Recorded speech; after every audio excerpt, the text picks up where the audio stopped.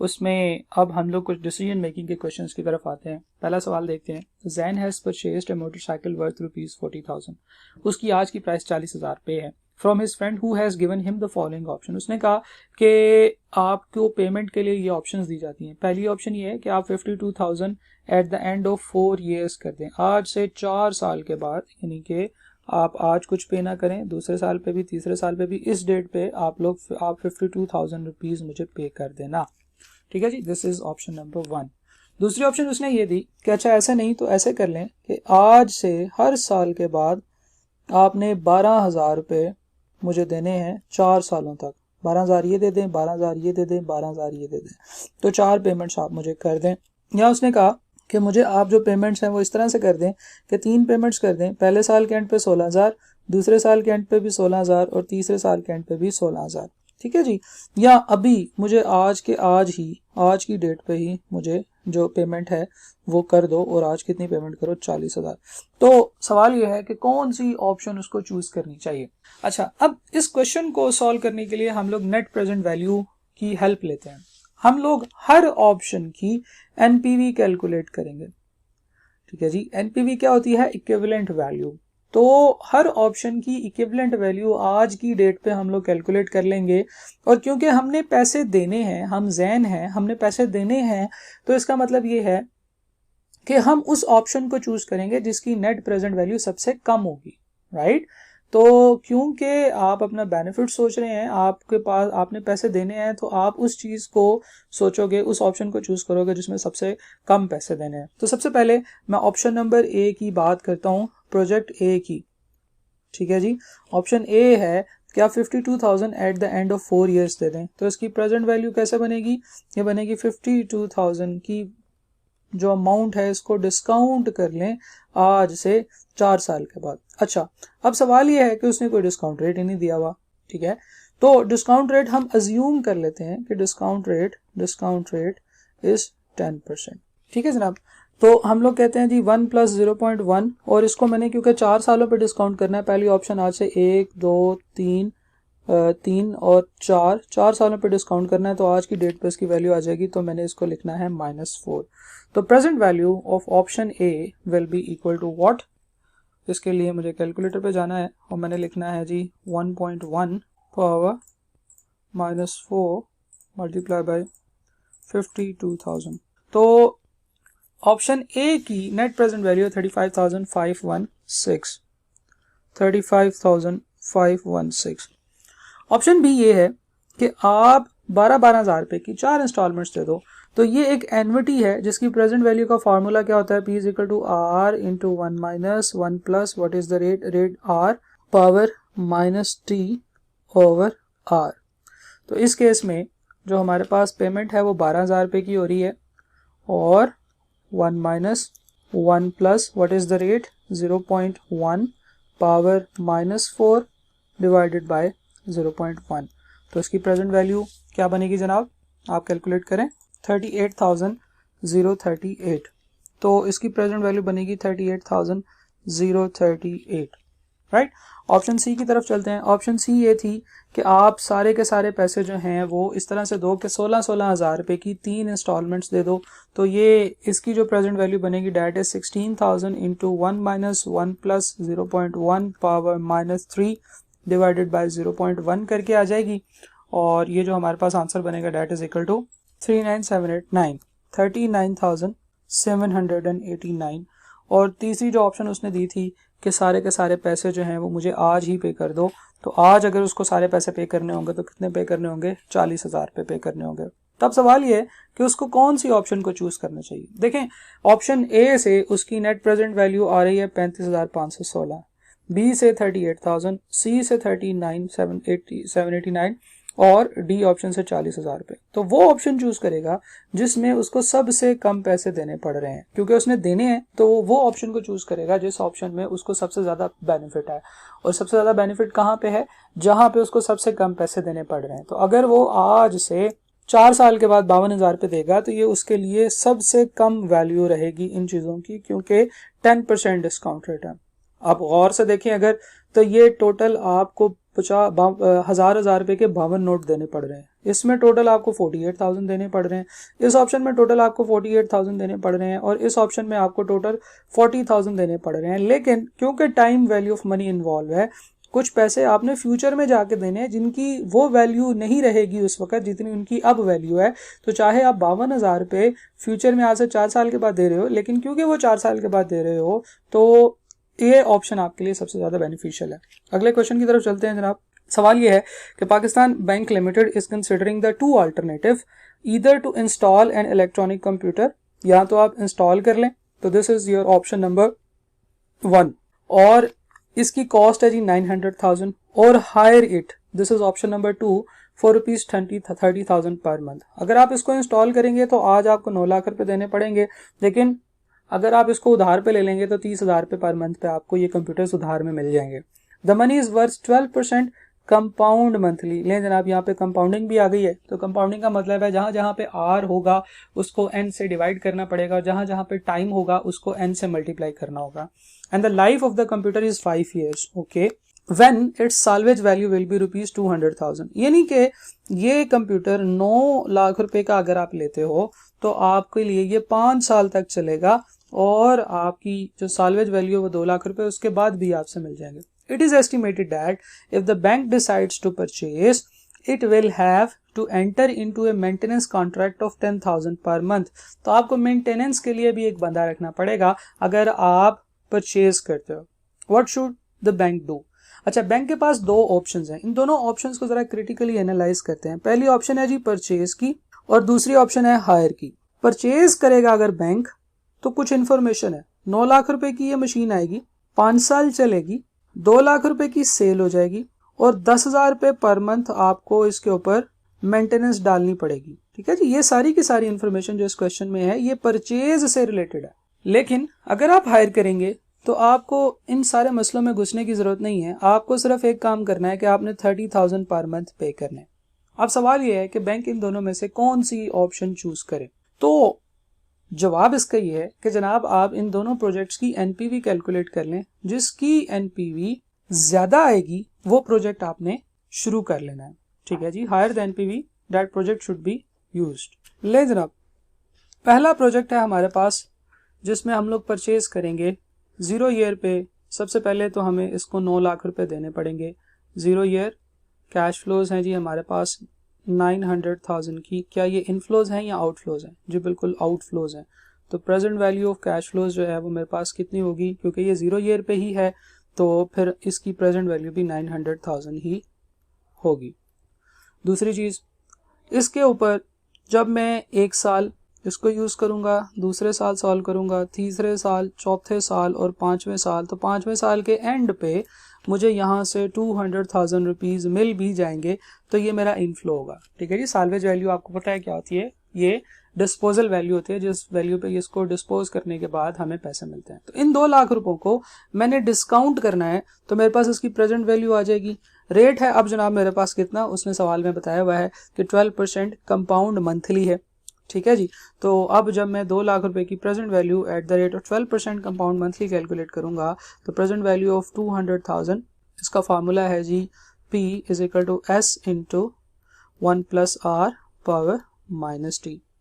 ठीक है जी, R over N T into N करना पड़ेगा। तो इसकी प्रेजेंट वैल्यू है जी 200,000 into 1 plus what is the rate, rate is 12%, 0.12 divided by what, 12, monthly compounding है, और टाइम है जनाब आपका -5 years मल्टीप्लाई बाई 12।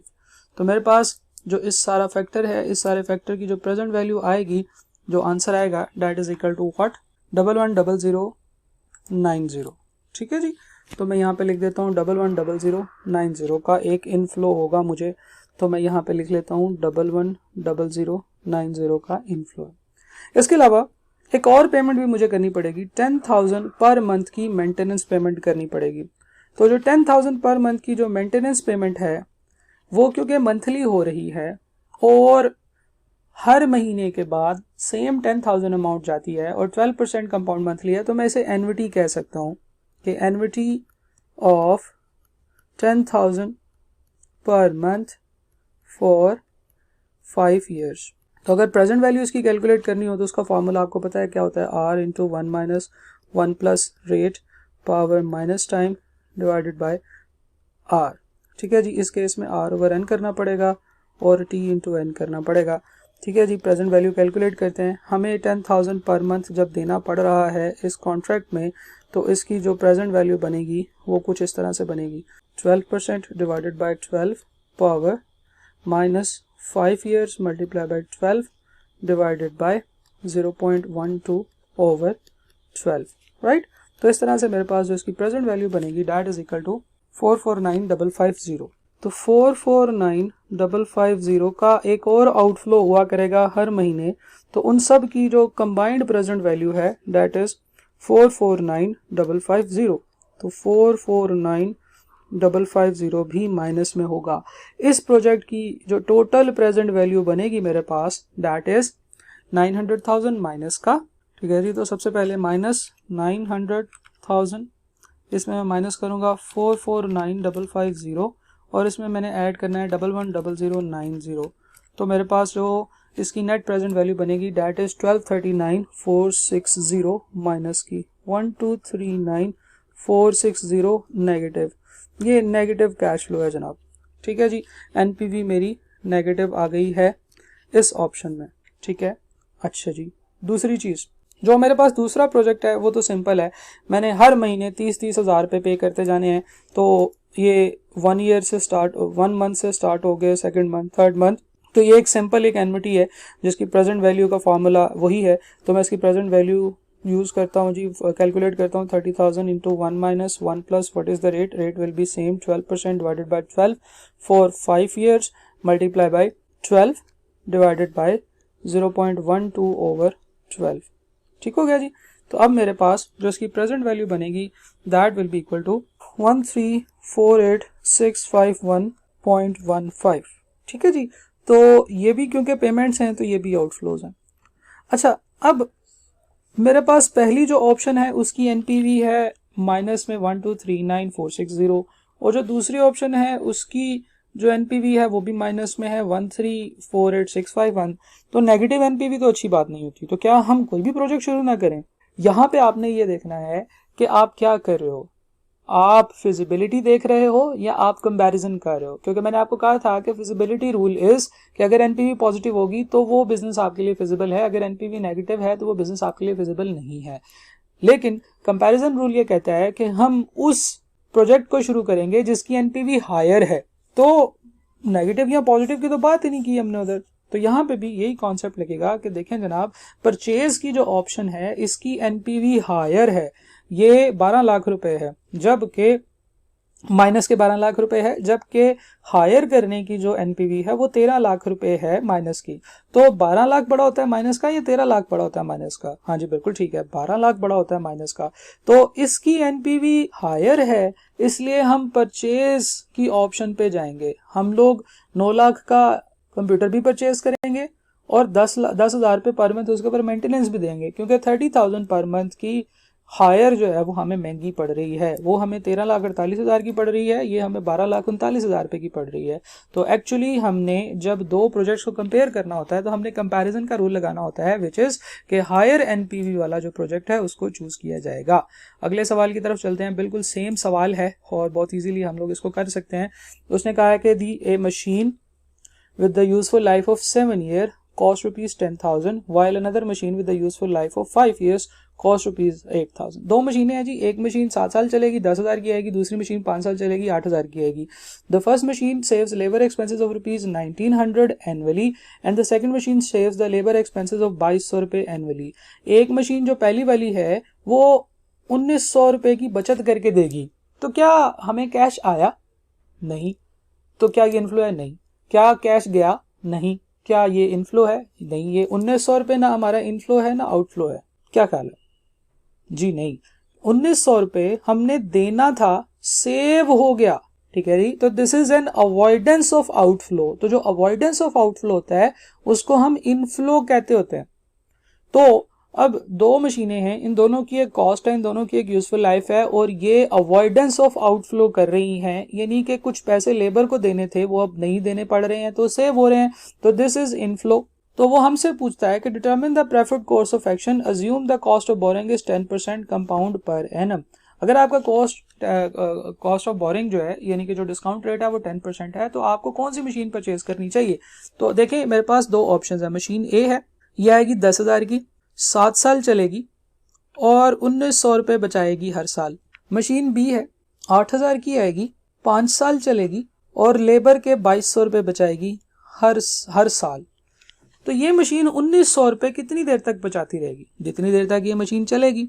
और ये मशीन बी जो है 2200 रुपये कितनी देर तक बचाएगी? जितनी देर तक ये मशीन चल सकेगी।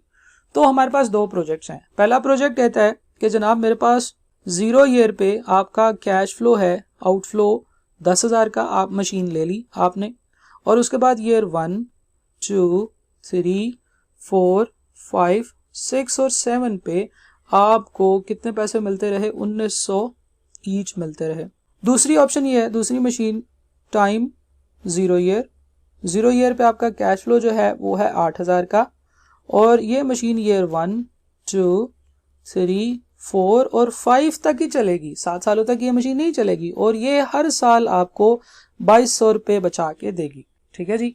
तो अब आपसे ये पूछा है कि आपने क्या करना है, कौन सी मशीन को परचेज करना है। तो मैं क्या करूंगा, मैं इन दोनों ऑप्शंस में से देखूंगा कि कौन सी ऑप्शन की एनपीवी ज्यादा है और वो ऑप्शन मैं चूज कर लूंगा। तो इसकी जो है वो प्रेजेंट वैल्यू कैसे कैलकुलेट करेंगे? 10,000 रुपये जो मैंने दिए हैं 0 ईयर पे जो दिए हैं वो माइनस में होंगे। इन दोनों पैसों को, इन पैसों की मैं प्रेजेंट वैल्यू कैलकुलेट करूंगा तो ये तो बन जाएगी 10,000 माइनस की। ठीक है जी। इस 1900 की 7 पेमेंट्स की प्रेजेंट वैल्यू अब मैंने कैलकुलेट करनी है, जिसके लिए मुझे प्रेजेंट वैल्यू ऑफ परपेचुइटी का फॉर्मूला लगाना है, प्रेजेंट वैल्यू ऑफ एन्युटी का फॉर्मूला लगाना है, और वो जनाब होता है 1900 into 1 minus 1 plus what is the rate. इस सवाल में रेट कितना चल रहा है भाई? 10%।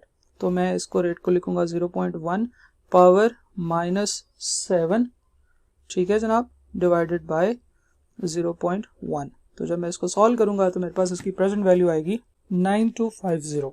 तो 9250 इन तमाम इनफ्लोस की प्रेजेंट वैल्यू है, और जब मैं इनको जमा करूंगा तो मेरे पास नेट प्रेजेंट वैल्यू इस प्रोजेक्ट की कितनी आएगी जनाब? 750। कौन सी, पॉजिटिव या नेगेटिव? नेगेटिव। ठीक है ना जी। 10,000 नेगेटिव है, 9,250 पॉजिटिव है, तो 750 is the net present value which is negative. Similarly दूसरे प्रोजेक्ट की तरफ चलते हैं। दूसरे प्रोजेक्ट में जब मैं इसकी प्रेजेंट वैल्यू कैलकुलेट करूंगा तो जो पेमेंट तो आज की है उसकी प्रेजेंट वैल्यू तो सेम 8,000 माइनस में आ जाएगी, और बाकी जो फ्यूचर की पेमेंट्स है 2200 की जो 4 पेमेंट्स हैं, सॉरी जो 5 पेमेंट्स हैं, इनकी जो प्रेजेंट वैल्यू है वो इसी तरह से कैलकुलेट होगी कि 1 plus 0.1 power minus 5 divided by 0.1। और जब हम इसको कैलकुलेटर पे सॉल्व करेंगे तो that will be equal to 1.1 इसकी power minus 5, right, 1 minus answer, फिर इसको मैंने मल्टीप्लाई करना है 2200 के साथ, इट इज 2200 नॉट 22,000, राइट, और उसके बाद मैंने इसको डिवाइड करना है 0.1 के साथ। तो इसकी जो प्रेजेंट वैल्यू है डेट इज 8339। तो 8339 या 8340 is the present value of all these future cash flows. Future की जो इनफ्लोज आने हैं उसकी प्रेजेंट वैल्यू है 8340, राइट।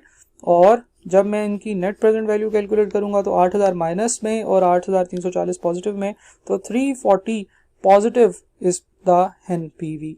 और जब हम दो बिजनेसेस को आपस में कंपेयर कर रहे होते हैं तो हमारा डिसीजन कैसे आता है? हम लोग ये देखते हैं कि किसकी एनपीवी ज़्यादा है। तो ये जो सेकंड मशीन है इसकी एनपीवी ज़्यादा है, तो हमें क्या करना चाहिए? हमें सेकंड मशीन को परचेज करना चाहिए, राइट। ओके जी। तो this is the concept of net present value. Net present value के कॉन्सेप्ट को यूज करते हुए हम लोग ये आइडेंटिफाई करते हैं कि ये बिजनेस हमें कितना फायदा देने वाला है। हम मार्केट में जो इंटरेस्ट रेट चल रहा होता है उस इंटरेस्ट रेट पे अपने फ्यूचर के कैश फ्लोज को देखते हैं कि वो कितने पानी में है, ठीक है। अगर नेट प्रेजेंट वैल्यू नेगेटिव आए तो हम कहते हैं कि ये बिजनेस हम लोग नहीं करेंगे, और अगर नेट प्रेजेंट वैल्यू पॉजिटिव आए तो फिर हम लोग कहते हैं कि ये बिजनेस हमें करना चाहिए, बैंक में पैसे नहीं रखवाने चाहिए, राइट। तो एनपीवी से हमने दो चीजें सीखी। नंबर 1, मैं भी आपको यहाँ पे समराइज करता हूँ कि अगर हम लोग सिंगल बिजनेस की बात कर रहे हैं, सिंगल बिजनेस, तो हम लोग कहेंगे NPV positive, do the business, ठीक है जी, बिजनेस करना चाहिए। अगर एनपीवी नेगेटिव है, अगर एनपीवी हमारी नेगेटिव है तो हम कहेंगे कि in deposit in bank, deposit in bank, सही है जी। अच्छा जी अगर हमारे पास दो बिजनेसेस हैं, अगर हम लोग टू प्रोजेक्ट्स के दरमियान में टू या टू से ज़्यादा, दो से ज़्यादा प्रोजेक्ट्स के अंदर जो है वो हम लोग कंपैरिजन कर रहे हैं, तो हम लोग देखेंगे कि higher the NPV is better, क्योंकि जब एनपीवी बेटर होती है तो हमारे पास इनफ्लोज ज़्यादा आ रहे होते हैं, और जब आपने आउटफ्लोज देने हैं तो पैसे देने हैं, तो आप देखेंगे कि जिसकी एनपीवी सबसे कम है वो आपके लिए बेटर है। ठीक है जी। अच्छा, सिंगल बिजनेसेस में एनपीवी नेगेटिव आ गई है तो इसका ये मतलब नहीं है कि उस बिजनेस से आपको लॉस हो रहा है। NPV and profit are not same. ठीक है जी, this is very important thing to understand here कि एनपीवी और प्रॉफिट सेम नहीं हैं। गौर से देखें इस प्रोजेक्ट को, प्रोजेक्ट नंबर ए को 10,000 रुपए लगाए, आपको 1900 रुपए की 7 पेमेंट्स मिली हैं। 1900 की 7 पेमेंट का ये मतलब है कि अगर आप 1900 को 7 से मल्टीप्लाई करें तो 13,330 रुपए आपको वापस आए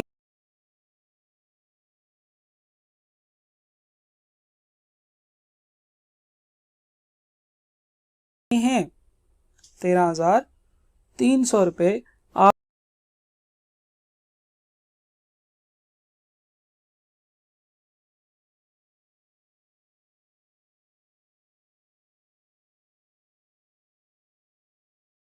आपको वापस आए हैं 10,000 रुपए के बिजनेस से। तो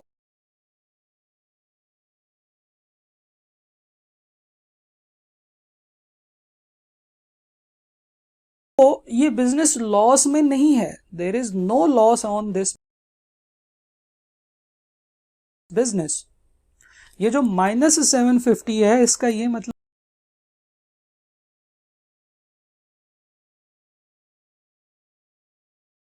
नहीं है कि इस बिजनेस को 750 रुपए का लॉस हुआ है।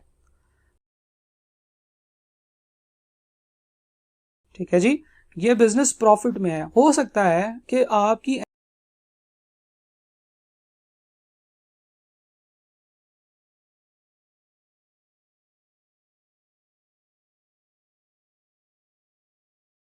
एनपीवी बहुत ज्यादा नेगेटिव हो, लेकिन फिर भी वो बिजनेस आपका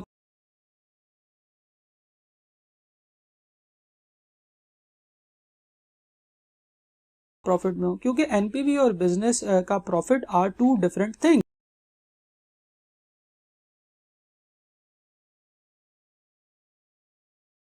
NPV and profit are not same, right. तो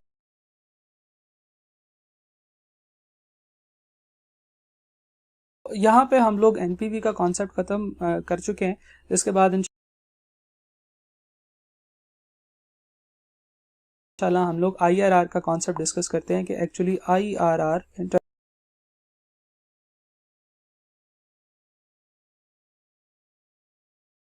रेट ऑफ रिटर्न, क्या होता है। ठीक है जी, चलें जी, थैंक यू वेरी मच।